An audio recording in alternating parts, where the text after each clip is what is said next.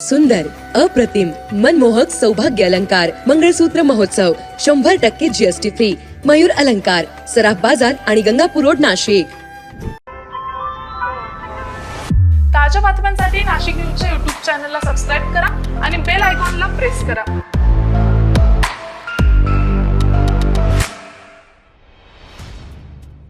दिंडोरी तालुक्यातील मागासवर्गीय कुटुंबियांना जागेच्या वादातून गावगुंड त्रास देत असून त्यांना मारहाण केली जाते. 2023 पासून त्यांचा त्रास थांबलेला नाही. पोलिसही तक्रार घेत नसल्यानं गावगुंडाचा त्रास अधिकच वाढला असून त्यांच्यावर गुन्हा दाखल करण्यासाठी पीडित कुटुंबानं जिल्हाधिकारी कार्यालयासमोर धरणे आंदोलन सुरू केले आहे.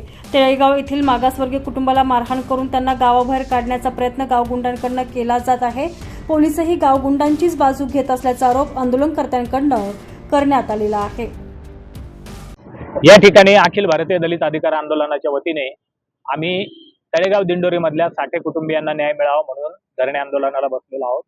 हे सगळं कुटुंब दलित गरीब मातंग समाजातलं आहे आणि गेल्या अनेक वर्षापासून गावातल्या गावगुंडांचा त्रास सहन करतात. या कुटुंबाची वडिलोपार्जित जमीन आहे आणि त्या वडिलोपार्जित जमिनीवरून त्यांना हाकलून देण्यासाठी तिथले ढाकणे कुटुंबीय यांनी ग्रामपंचायतीला हाताशी धरलेला आहे, पोलीस प्रशासनाला हाताशी धरलेला आहे आणि ते या संबंधित कुटुंबावर दबाव आणून, दहशत दाखवून, त्यांना भीती दाखवून गावातून हद्दपार करण्याच्या विचारामध्ये आहे.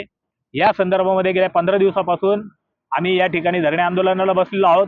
जिल्हा पोलीस अधीक्षकाला निवेदन दिलेलं आहे, दिंडोरी पोलिसांना निवेदन दिलेलं आहे आणि जिल्हाधिकाऱ्यांनी निवेदन दिलेलं आहे. परंतु अद्याप ही कोणत्याही प्रकारची कार्यवाही संबंधित ढाकणे कुटुंबियांवर झालेली नाही. त्याचं कारण असं आहे की हे जे ढाकणे कुटुंबीय आहे यांच्या मागे राजकीय वर्दस्त आहे, जिल्ह्यातले राजकीय पुढारी त्यांच्या मागे आहेत आणि म्हणून त्यांनी संपूर्ण ग्रामपंचायत वेटीस धरलेली आहे. ग्रामपंचायतीमध्ये त्यांनी खोटं नाटक करून संबंधित कुटुंबियांना हद्दपार करण्याचं त्यांचं कारस्थान आहे.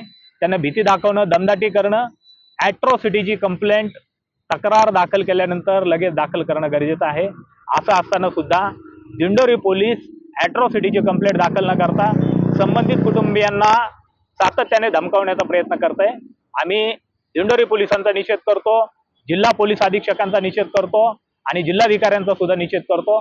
या संदर्भामध्ये 2 ते 3 दिवसामध्ये जर संबंधितांवर कारवाई झाली नाही तर हे आंदोलन तीव्र करण्यात येईल आणि हे कुटुंब या ठिकाणी बेमुदत उपोषणाला बसेल. याची संपूर्ण जबाबदारी जिल्हाधिकारी, जिल्हा पोलीस अधीक्षक आणि दिंडोरी पोलिसांचे राहील असा इशारा आम्ही देत आहोत.